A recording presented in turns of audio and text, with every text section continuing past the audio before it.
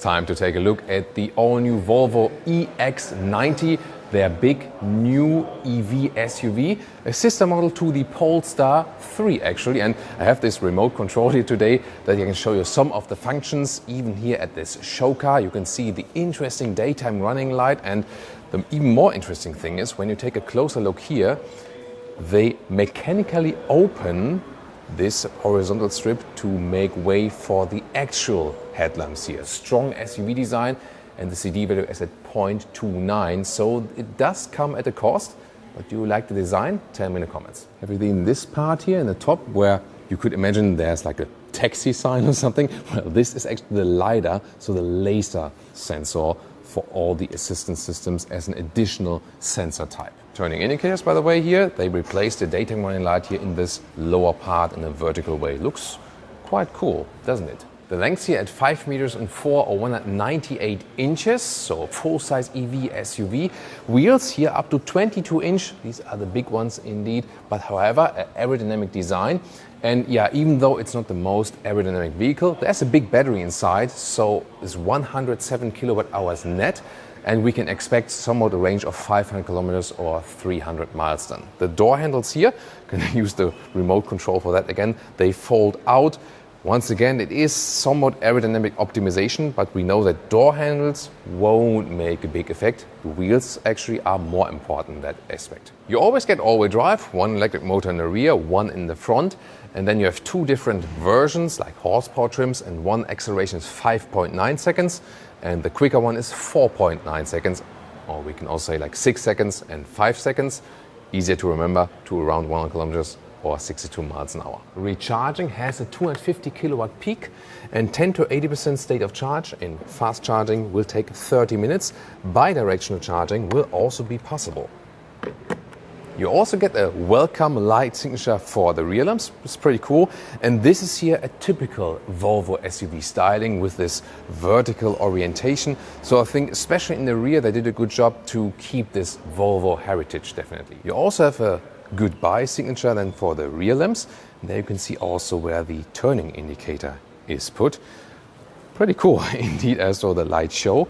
Top speed, by the way, is 180 kilometers an hour or 112 miles per hour. And is there a frunk? Yeah, there is one. Substantial hood here in the front. Then at least a little frunk here and space for some charging cables. This is, by the way, the vehicle color. It's called Vapor Gray. This is here Silver Dawn, so a little bit lighter. And there are more colors available. See it here. So for example, the white one, more golden one.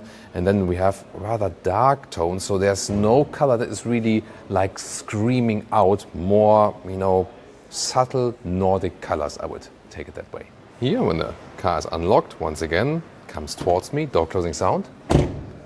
Is here not ideal, I would say. Maybe it's because of the prototype, but it also has this soft close function. Inside of the door, you can see the whole vehicle is in most cases animal free. Soon more details to that. Here you can see there's some kind of illumination background from the insert decor element, also from sustainable renewable resources. This wood decor, for example, different ones are available, and everything is reduced basically. Here you do have some window levers that do react, so you can push them down and up. Glad to have that. Huge door pocket. And then towards the interior right here, capacitive buttons on the steering wheel, #capacitive BS. It does give some feedback here. It's kind of like a mix, I would say. And you can see, we know it also from the EX30, for the seat, they have just one button also here to fold the back part, front or back. So once again, reduction of complexity is one thing. Does it help you, or is it just coast cuts? What about you? Tell me in the comments. And then let's get it inside.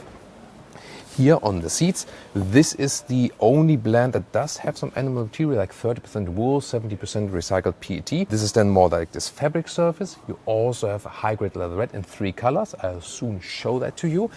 And then here, headroom with 189 or 6'2" is, there's plenty of headroom left here underneath this fixed panoramic roof.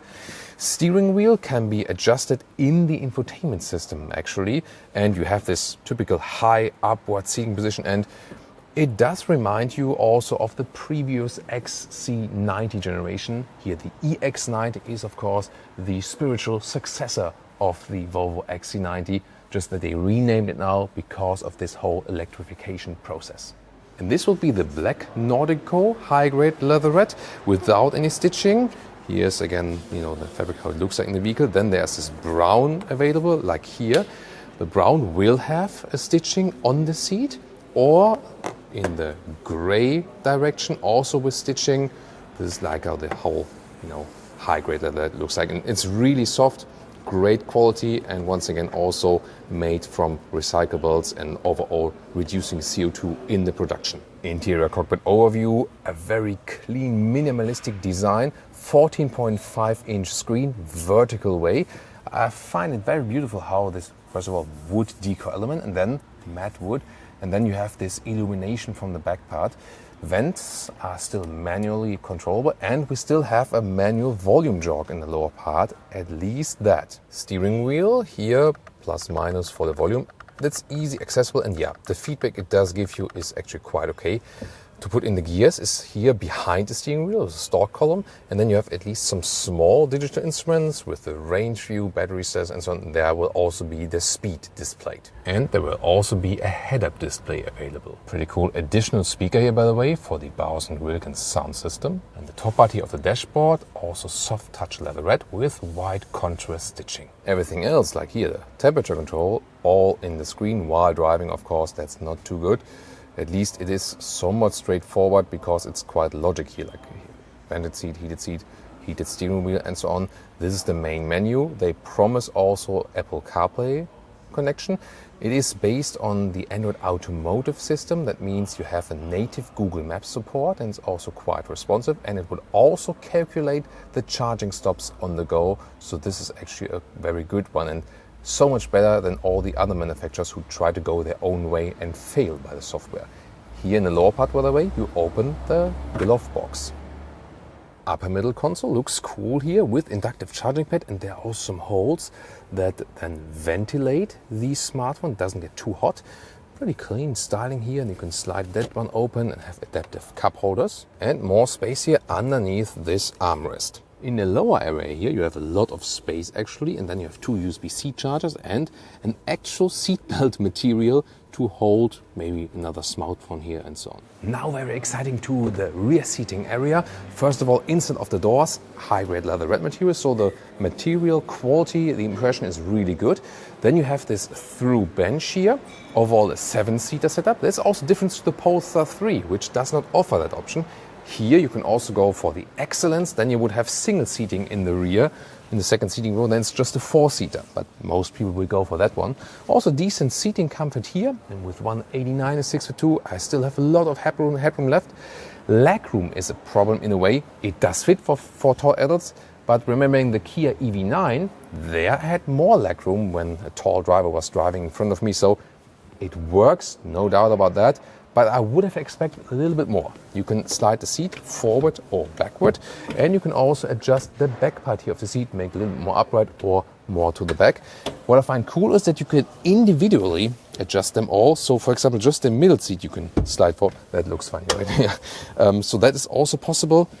Then you have this known Volvo function that you can actually lift this one here up as a semi-child seat, so to speak. So this will be possible. And then you can lift this one down for some cup holders. Isofix here at the outside seats each. So overall, it's actually quite good in for the comfort for the seating. Yeah, but once again, a little bit more legroom here would have been cool.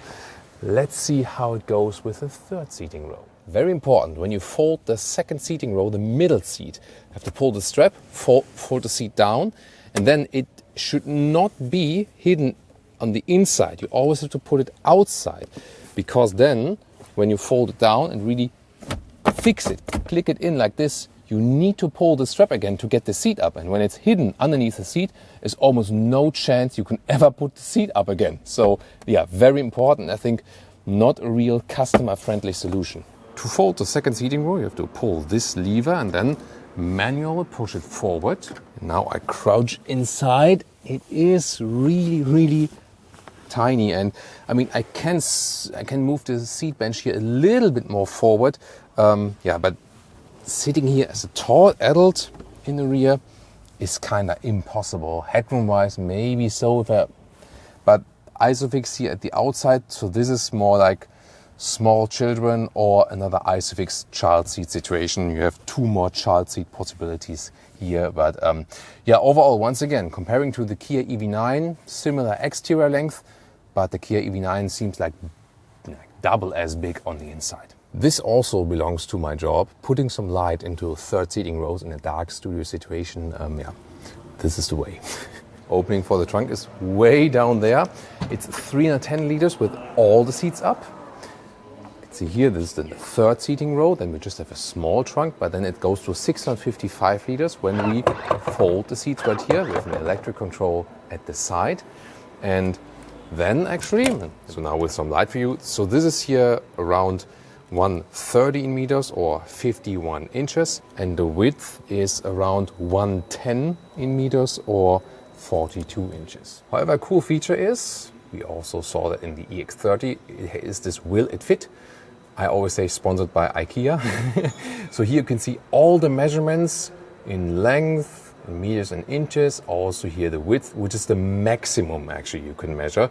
And yeah, this is a very helpful thing that you know before what fits in there. Underneath here, you have more space, and also this cover can be stored there. The only thing you cannot do is fold these seats from here. For that, you have to go around. There we go. Yep, you have to do some manual work for that. And then we have an all flat area here actually. So far, the EX90 will be built in China. However, they're also working on a US plant that will also produce this very vehicle. The pricing will be already something above 100,000 euros for both motor versions. And comparable, well, the Kia EV9 also offers 7 seats as EV. Will be a little bit cheaper definitely. Or you can also check out the sister model here, the Polestar 3.